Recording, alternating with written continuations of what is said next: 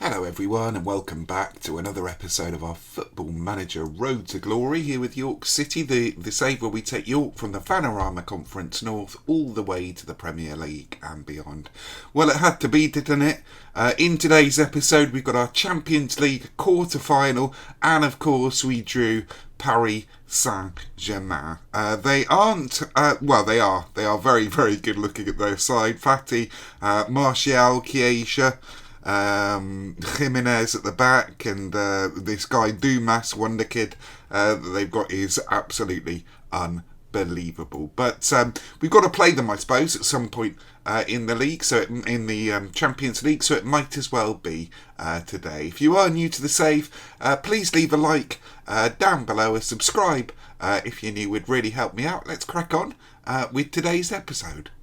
So I know we've not played that many games since the Barcelona amazing victory against Barcelona that saw us through to this round. We are still somehow maintaining our wonderful form here. The only sort of little blip was against Chelsea back here. That was the only loss we've had in ages and ages and ages. It has been absolutely an incredible season. We're actually fighting on three fronts. I did forget to mention last episode that we are actually now through to the FA Cup semi-final, which is, again, it's absolutely incredible this season that we're having at York. I am playing fully rotated sides here when I can in the FA Cup because it's not priority. We won the FA Cup a couple of seasons back, but you know, if we're in it we might as well try and win it, I suppose.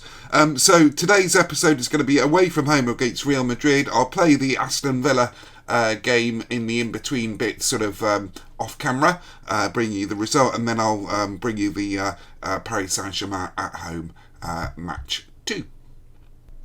So, as I suspected, we've got a lot of red cards, or suspensions rather, for this game. So, we're going to have to be a little bit careful with this. Going to bring in Alabaster, even though he's not fully fit. Milutinovic can come in for ready. So, that's that sorted. Let's bring Gibb onto the bench here. To Boxall, I think. Taking a look down, there's no one else I want to bring on. Owen Morris is not fully fit. Let's make him play for the under 21 years until match fit. Okay, I think that should do. Should we play Amory? No, I'm going to play Amory in the Aston Villa game and away from home, or at home, I think, as well. The good thing about this ties, we're away from home first. I always prefer that at the Parc des Princes in Paris. So Milicevic up top, Robinson. This, by the way, these inside forward roles have been really important to us this season. I had one of them, or sometimes two of them, as wingers in previous years, but the inside forwards, particularly with the wide wing backs, have really helped me this season. Stevens as box-to-box, really good, but Boswell has just done tremendously well this season. That, with Amory as well, we are now very well stocked there. We're well stocked there. We're well stocked out here. We got a good, an amazing first team striker and a good backup. I'd love if this save does continue, even if I just bring you updates, a couple of updates of their next year or so. I'd love a right back, I think, and maybe even a worldy left back, but we will see. I mean, it might well be that we complete the road to glory, but who knows? I mean, I'm taking it by ear. I don't expect this, if I'm brutally honest. I do not expect us to get past Paris Saint-Germain at all. I think the Barcelona match might have been a bit of an abnormality, but we will see. We will see. I mean, the beautiful thing about being in this situation is, even if we do come out of the Champions League, it means that we can really focus down in our remaining Premier League games on the FA Cup and on the Premier League as well. I would love to win both of them, obviously. That really would be glory achieved. A draw here, by the way, would not be a bad result at all, but obviously a win, and certainly an away goal is priority, and we score an away goal. Dale Mills with the goal there. He has added a lot to his goals. I've been training him, developing him in the attacking, the final third, I think, is what I use on the individual training, and then attacking movement as well, as an enganche quite a lot of the time rather than advance forward, and his development has been brilliant. It really has. It's not offside. No, it's not. A lovely goal by Mills there. So 1-0 to York. Who would have thought this? Really amazing. I mean, if we do get through, we would have beaten the best in Europe, no doubt about it, to my mind. Milicevic saved by their goalkeeper, no doubt at all in my mind. Mills with a corner. I mean, Paris Saint-Germain is an interesting one, isn't it? I mean, I know that they get so much sort of abuse, or people who support them or play them on Football Manager certainly get a lot of abuse from other Footy Manager fans, mainly because of the way the AI acts, I think, in this game. They do seem to always be after the wonder kids that you want, and always get them over you, and after your own wonder kids as well. I think that's the main reason for them. Chiesa with the corner. And as I say, I don't think the abuse that the fans get is that called for, to be honest, if I really am honest. But it is quite funny, some of it. I think if I were to do a Paris Saint-Germain save, I would, and it's something that you should think of if maybe you're thinking of an FM save with them, I would do a full French side. You know, only French wonder kids, only French youngsters. It's not exactly a bad thing, is it, really? Because French wonder kids are absolutely incredible. And, you know, see how far you can get with them on FM21. See how long it takes you to build that kind of squad up. Arizapora, he's one that's slipped past my radar, I think. I've not heard of him before. So, amazing scoreline here. York 1, Paris Saint-Germain 0. Let's progress to the second half. Give the team talk. Lovely stuff. So I'm just delighted overall, delighted with how this season's gone, delighted with my squad. Just a real sense of togetherness. The board now is on board with me. We're all pulling in the right direction. They're giving me, or tending to give me, what they want. Still no sign of a new stadium yet. I don't think it's going to happen.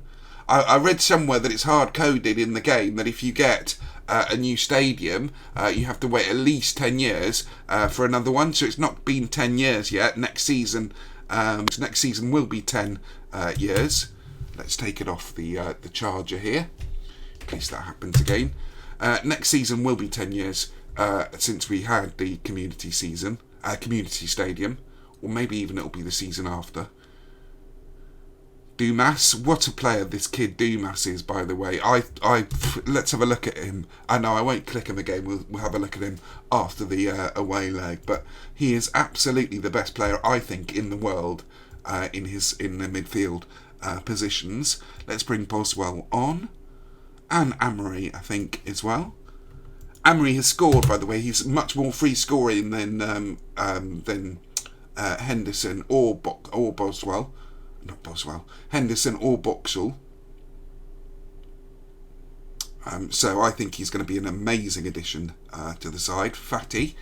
We've kept Fatty quiet as well. Lovely stuff. I'm pleased with that. Mills with a free kick.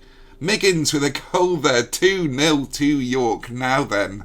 I'm starting to believe that we can progress through. 2-0. If we can keep it without a goal scored for them, 2 away goals are absolutely priceless. Coming back to England in the community stadium, that would be a quite remarkable achievement to get through to the semi-final. But let's bring Ivkovic on. Milicevic has been a bit quiet. So Paris Saint-Germain 0, York 2. And we are closing out the game. It has been just very, very easy, very straightforward. They've not scared me. They've not frightened me. I wonder if the Premier League is just so much better now than it had been. Certainly we are better than we have been. It is very, very tough, certainly, in the Premier League.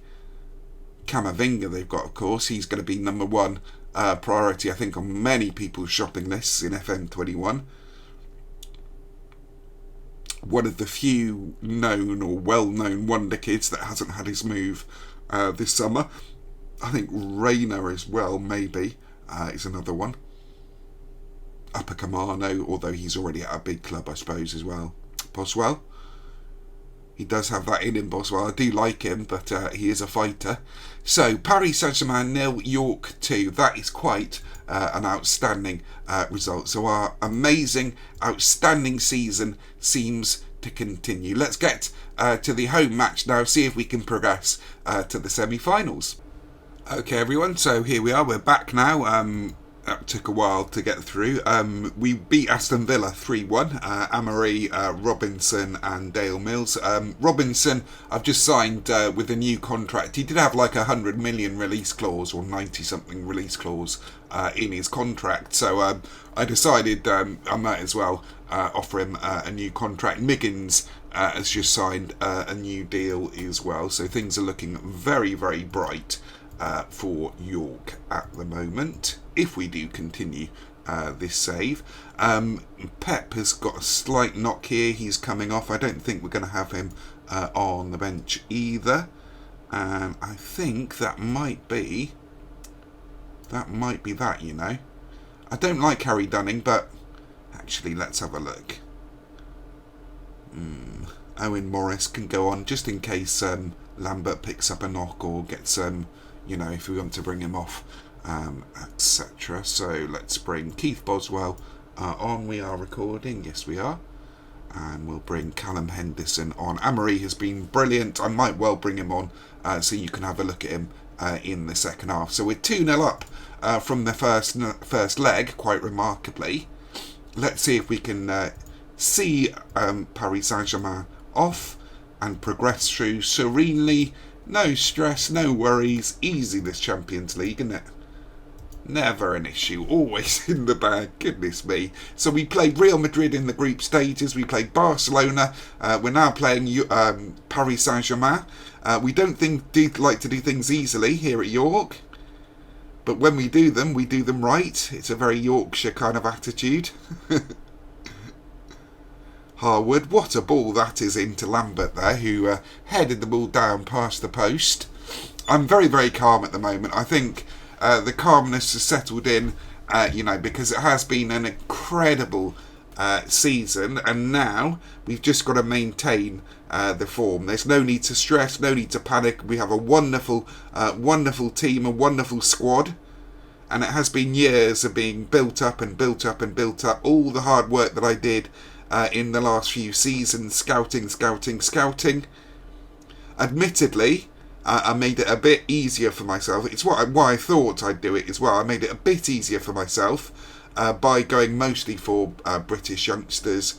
Madden swinging it in, Milicevic with a goal there, 34th goal of the season. That should be that against Paris Saint-Germain. So, admittedly, I made it a little bit easier for myself this save because, you know, like I say, I was mainly scouting out the British or English under 21 big sides, you know, the sides that produce youngsters quite a lot. I did spot patterns early of clubs that were producing the best youngsters at specific times. That does seem to happen. So I'll give you an example. Last season or the season before, it was Birmingham, funnily enough, in the Championship, who were producing wonderful youngsters. Ipswich are doing the same at the moment, although they're not quite to our level. They've got a good youth set up.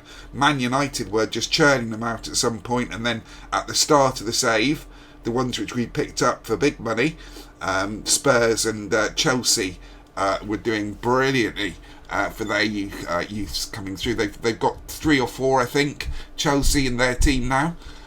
So it does go to show that the youth, if you can get your youth scouting worked out, you don't need all the leagues under the sun loaded up. I mean, I think I've got 5 or maybe 6 at this stage leagues loaded up coming into the half time. And I think that is a really, really good way of doing it. If you know exactly what you're going to go for, and the way I've approached every season, by the way, since we've been in the Prem, I think this has helped as well. Instead of doing, complete squad rebuilds and just potluck of buying players, I haven't done that at all. I've been very, very specific in isolating areas of weakness in the team, paying sort of 60, 70 million in instalments, obviously, because we'd not had the money to pay up front yet at that stage. Jesus charging forward there. I did notice an injury there. Miggins with a wonderful tackle. Isolating key areas of weakness and then getting 2 or 3 players, senior players, but who are still young and can progress, and going for those, and then 1 or 2 little youngsters and freebies who could help the squad out as well. And I think that's been a really, really amazing way of doing business. I've been delighted with how that's worked out. Usually, like I say, what I do is I'm all over the place with my scouting. I scout Portugal, Brazil is a big one for me, Argentina, and I focus down on those leagues. But with the Brexit that we had, it sort of limited me, and I think it's been actually really, really good. I've thoroughly enjoyed that side of it, and I didn't think it would when it was announced, the type of situation we would have. Boswell to Lambert, and it's Lambert gives it away, so it's 1-1 on the night, 3-1 to York on aggregate. I'm going to demand more because I don't want them to drop this now. I really don't, but I think we should be okay. We're coming into the last sort of quarter of the game now. Let's make another change here. We're going to bring on Amory for Henderson. We've got a lot of yellows again there. That is not good. We're going to bring on Alabaster for Harwood. So yeah, like I say, I mean every substitution I'm making there from the bench is not exactly weakening the side. That those players that I brought on are all potential amazing first team players for us. Azapura, Camavinga, 2-1 to Paris Saint-Germain on the night. Have they done enough? I think I'm going to have to drop down to positive.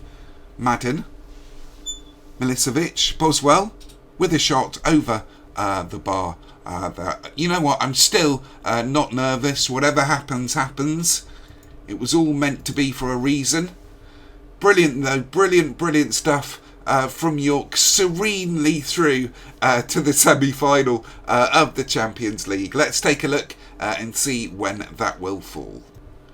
Okay everybody, so you can see on the schedule screen here, we are playing SLB in the Champions Cup quarter-final. I think that's one of the easier teams left in. I don't know how good they are. As I say, I've not really been keeping up with the Portuguese league. They've got a couple of players who I recognise, of course, there.